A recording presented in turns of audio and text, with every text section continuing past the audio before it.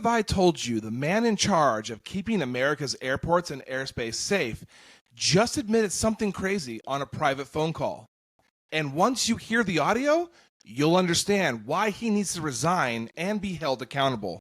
But we're not jumping ahead. Before we get to the bombshell, let's get some context. Trump's Transportation Secretary, Sean Duffy, appearing on Meet the Press. You are about to hear Duffy trying to reassure the country that the radar failures, control walkouts, and near misses in Newark are nothing to worry about. He is saying it is all safe, that he flies through it all the time, that his family does too. Let's take a look at what he said, then I'll show you the real story. Joining me now is the Secretary of Transportation, Sean Duffy. Secretary Duffy, welcome back to Meet the Press. Thank you so much. Good to be with you. Thanks for having me. It is wonderful to have you here in person. I have to start with the latest out of Newark Airport, where air traffic controllers had another brief radio and radar outage. This happened early. Big picture, Mr. Secretary, is it safe to fly in and out of Newark Airport right now? It is. We lost a few controllers who were stressed out by the first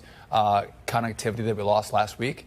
And so we have less controllers working the Newark airspace right now. But we're also having some glitches in our software. As the information comes in, it's overloading some of our lines and the system goes down. So, and you talked about the fact that this might not be confined to Newark. Are there other airports that you are concerned about right now, Mr. Secretary? I'm controlled about I'm concerned about the whole airspace. The equipment that we use, much of it we can't buy parts for new. We have to go on eBay and buy parts if one part goes down. You're dealing with really old equipment. We're dealing with copper wires, not fiber, not high-speed fiber.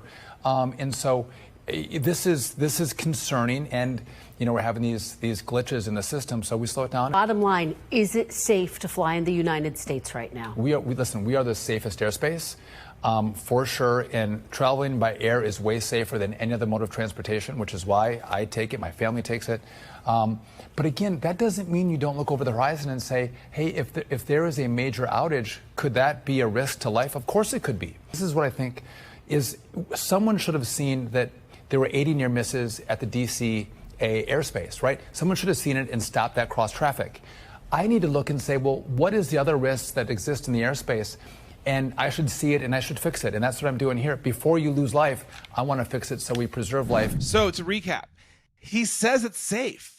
He says he flies from there, but then admits the system runs on copper wires and spare parts from eBay, that the FAA is thousands of controllers short, that controllers are burning out and leaving the tower.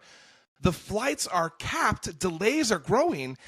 Am I the only one shocked that a department in the government with over a $400 billion budget is buying parts off eBay? Anyways, still, he says, don't worry. So why is he worried? Because here's what he said behind closed doors in a recording we just confirmed. Fly up next Monday morning to get there before your wife gets off TV.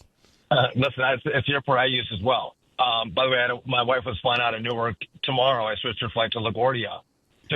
Newark Airport has just had a number of issues come up. That is not a technical adjustment.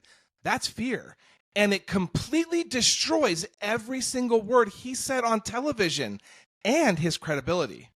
Trump's transportation secretary went on national TV to say everything is fine, and then rerouted his own wife, his own family, because he didn't believe it was safe.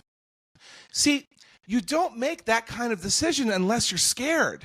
And if the person running air safety has that little confidence in his own system, he shouldn't be in charge of it.